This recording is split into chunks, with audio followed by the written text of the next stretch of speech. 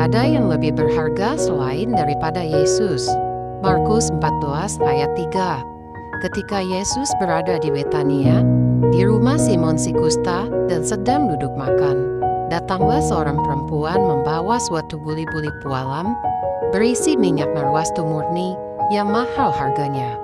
Setelah dipecahkannya leher buli-buli itu, dicurahkannya minyak itu ke atas kepala Yesus.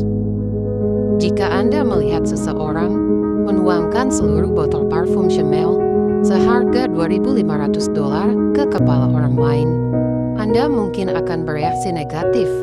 Anda akan mengomentari dan mengkritik orang yang telah melakukan hal tersebut.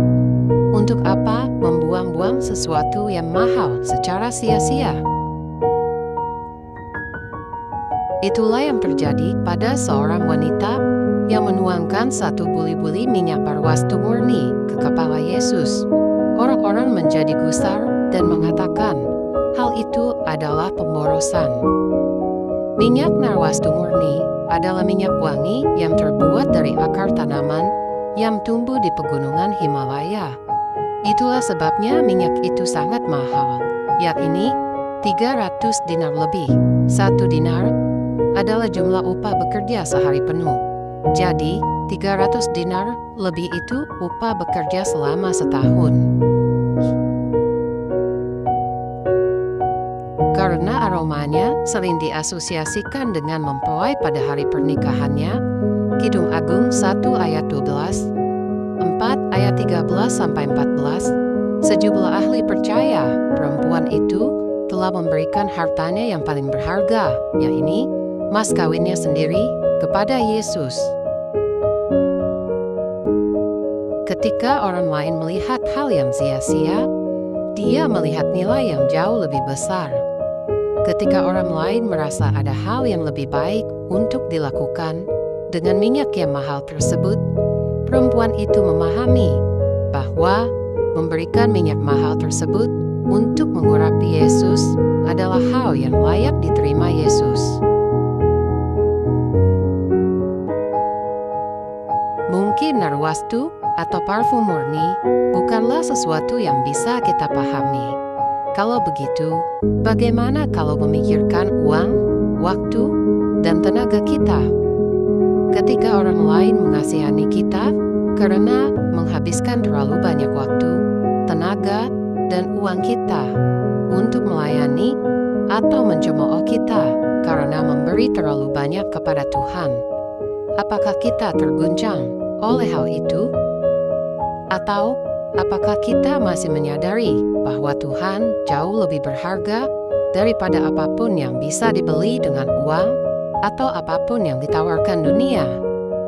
Markus mencatat bahwa perempuan itu memecahkan buli-buli tersebut dan mencurahkannya di atas kepala Kristus.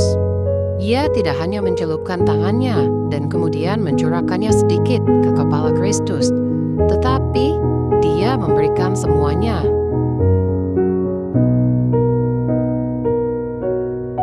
Banyak orang menyatakan kasihnya kepada Kristus dengan memberikan sedikit uang persembahan, dengan memberikan sedikit waktu untuk Kristus, atau dengan memberikan sedikit pelayanan pada saat-saat tertentu. Mengapa hal seperti itu bisa terjadi? Itu karena kita tidak mengenal Kristus seperti yang dimiliki oleh perempuan tersebut.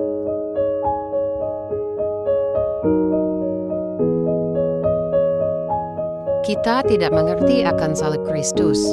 Orang yang memahami akan salib Kristus akan bertanya kepada dirinya sendiri, berapa banyak yang dapat saya berikan kepada Kristus?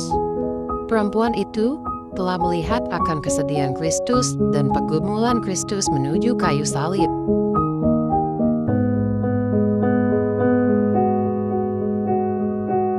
Ia mungkin berkata kepada dirinya sendiri, apa yang dapat saya lakukan untuk menunjukkan kepada Yesus bahwa aku mengasihinya dan bahwa saya mengerti apa yang akan dia lakukan untuk kami? Dia berpikir bahwa minyak wangi yang mahal itulah yang dapat ia berikan sebagai ungkapan kasihnya kepada Yesus. Dan Yesus mengerti akan maksud dari perempuan itu.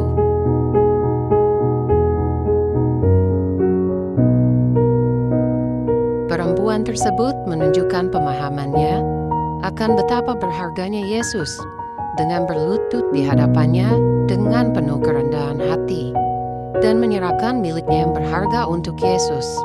Sebab ia paham bahwa tak ada yang lebih berharga selain daripada Yesus sendiri.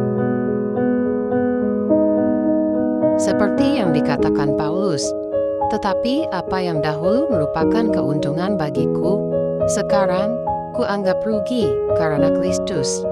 Malahan, segala sesuatu kuanggap rugi, karena pengenalan akan Kristus Yesus Tuhanku lebih mulia daripada semuanya. Oleh karena Dialah, aku telah melepaskan semuanya itu dan menganggapnya sampah, supaya aku memperoleh Kristus.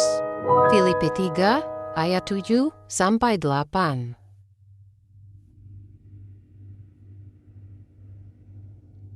Dan hal ini menantang iman kita.